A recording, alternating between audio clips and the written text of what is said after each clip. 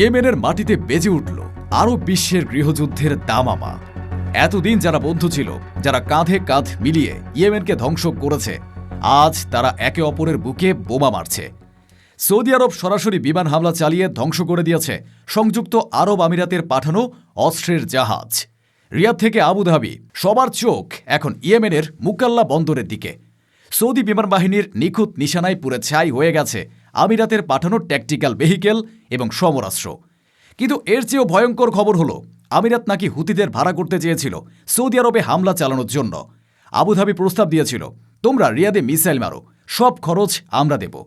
কিন্তু আনসারুল্লাহ বা হুতিরা সেই প্রস্তাব ঘৃণা ভরে প্রত্যাখ্যান করে বিশ্বকে বুঝিয়ে দিল, তারা টাকার কাছে বিক্রি হয় না।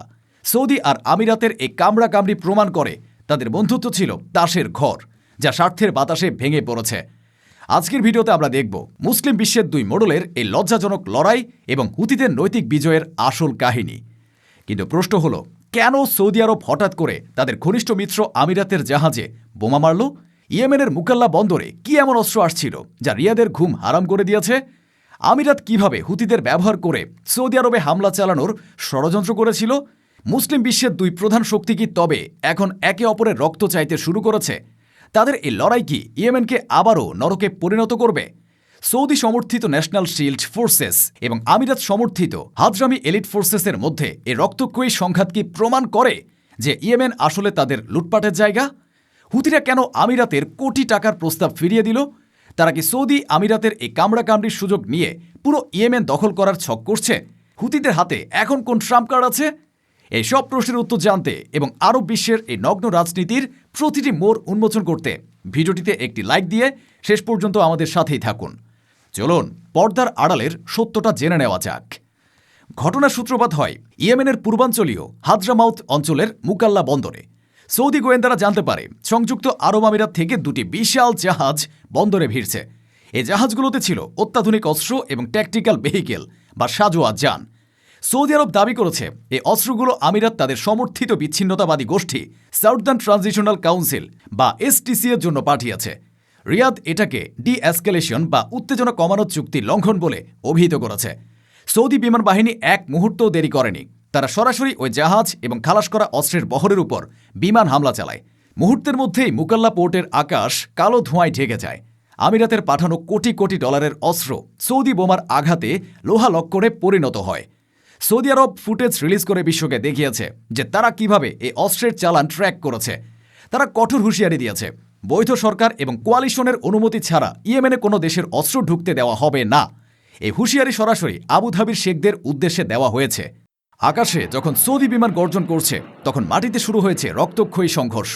হাজরামাউত অঞ্চলের ওয়াদি খারত এলাকায় সৌদি সমর্থিত হাজরামাউত ট্রাইবাল অ্যালায়েন্স এবং আমিরাত সমর্থিত হাজরামি এলিট ফোর্সেসের মধ্যে চলছে তুমুল লড়াই। আমিরাত সমর্থিত বাহিনী আল রাইয়াত আন্তর্জাতিক বিমানবন্দর নিয়ন্ত্রণ করে। সেখানেও বেজে উঠেছে এয়ার রেড সাইরেন। সৌদি আরব তাদের সমর্থিত ন্যাশনাল শিল্ড ফোর্সেসকে পূর্ণ প্রস্তুতির বা ফুল মোবিলাইজেশনের নির্দেশ দিয়েছে। এর মানে হলো সৌদি আরব এবং আমিরাত এখন ইয়েমেনের মাটিতে সরাসরি প্রক্সি ওয়ার বা ছায়াযুদ্ধে লিপ্ত। এতদিন তারা হুতিদের বিরুদ্ধে লড়ছিল, এখন তারা লড়ছে একে অপরের বিরুদ্ধে। ইয়েমেনের তেল এবং বন্দরের দখল নেওয়াই তাদের মূল লক্ষ্য। তারা ইয়েমেনকে ভাগ বাটোয়ারা করতে চাইছে। তবে এই যুদ্ধের সবচেয়ে চমকপ্রদ এবং ঘৃণ্য অধ্যায়টি উন্মোচন করেছেন সানার এক হুতি সামরিক কমান্ডার।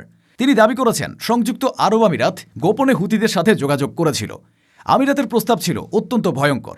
তারা হুতিদের বলেছিল, তোমরা সৌদি আরবের কোন একটি শহরে বড় ধরনের হামলা চালাও, এর জন্য যত টাকা লাগে, যত লজিস্টিক সাপোর্ট লাগে, সব আমরা দেব। আবুধাবি এই অপারেশনের সব আর্থিক দায়ভার বহন করবে। ভাবুন একবার, আমিরাত যারা সৌদি আরবের সাথে মিলে ইয়েমেনে হামলা চালিয়েছিল, তারাই এখন সৌদি আরবের পিঠে ছুরি মারার জন্য হুতিদের ভাড়া করতে চাইছে। এর চেয়ে বড় বিশ্বাসঘাতকতা আর কি হতে পারে? আমিরাত চেয়েছিল সৌদি আরবকে ব্যস্ত রাখতে, যাতে তারা ইয়েমেনের দক্ষিণাঞ্চল এবং সেকত্র দ্বীপ পুরোপুরি দখল করতে পারে। তারা হুতিদের ব্যবহার করতে চেয়েছিল তাদের নোংরা রাজনীতির দাবার গুটি হিসাবে।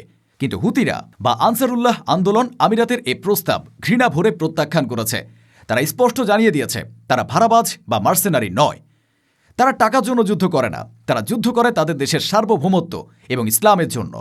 হুতি কমান্ডার বলেছেন, আমরা যদি সৌদি আরবে হামলা করি তবে সেটা আমাদের নিজস্ব সিদ্ধান্তে করব, কোনো বিদেশি প্রভুর নির্দেশে নয়। আমিরাত আমাদের কিনতে পারবে না।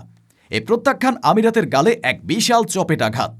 হুতিরা প্রমাণ করেছে তাদের নৈতিকতা সৌদি বা আমিরাতের শেখদের চেয়েও অনেক উঁচুতে। তারা মুসলিম উম্মার মধ্যে ফাটল ধরাতে চায় না, বরং তারা চায় বহির্শত্রুর হাত থেকে ইয়েমেনকে রক্ষা করতে। হুতিদের এই সিদ্ধান্ত ইরানকে খুশি করেছে। ইরান দেখেছে যে তাদের মিত্ররা কতটা পরিপক্ক এবং নীতিবান। হুতিরা আজ নৈতিকভাবে বিজয়ী, আর সৌদি আমিরাত পরাজিত। সৌদি আরব এবং আমিরাতের এই দ্বন্দ্ব একদিনের নয়। ইয়েমেন যুদ্ধ শুরুর পর থেকেই তাদের মধ্যে স্বার্থের সংঘাত ছিল। সৌদি আরব চায় ইয়েমেনে তাদের পুতুল সরকার বসাতে এবং তাদের সীমান্তে নিরাপত্তা নিশ্চিত করতে। অন্যদিকে আমিরাত চায় ইয়েমেনের সমুদ্র বন্দরগুলো এবং শেকোত্রা দ্বীপ দখল করতে, যাতে তারা লোহিত সাগর এবং ভারত মহাসাগরের বাণিজ্য নিয়ন্ত্রণ করতে পারে।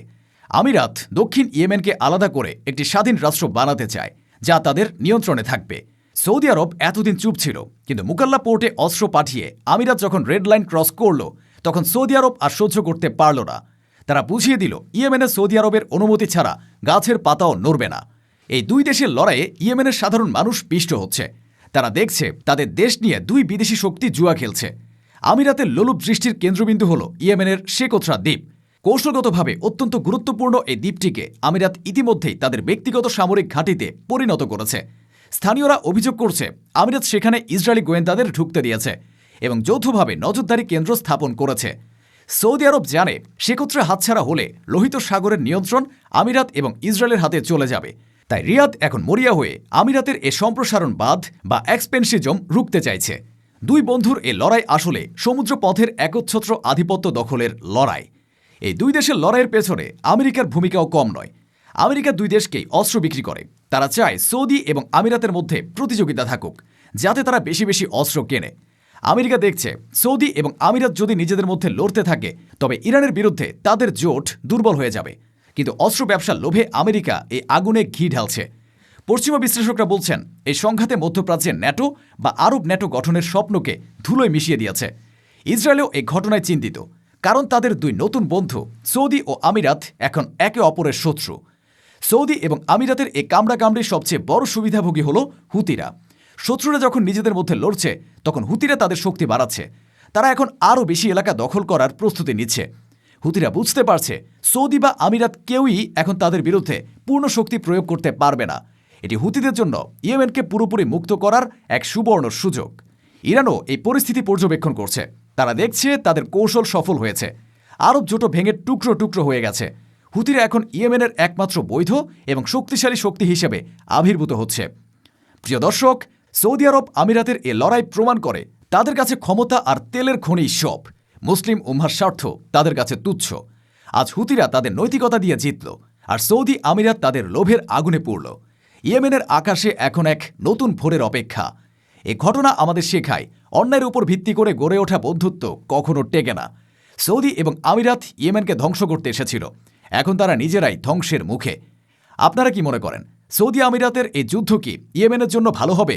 হুতিরা কি পারবে তাদের দেশকে স্বাধীন করতে? কমেন্টে আপনাদের মূল্যবান মতামত জানান। ভিডিওটি ভালো লাগলে লাইক দিন এবং শেয়ার করে বিশ্বকে জানিয়ে দিন আরব বিশ্বের এই লজ্জাজনক সত্যের কথা। দেখা হবে পরবর্তী ভিডিওতে।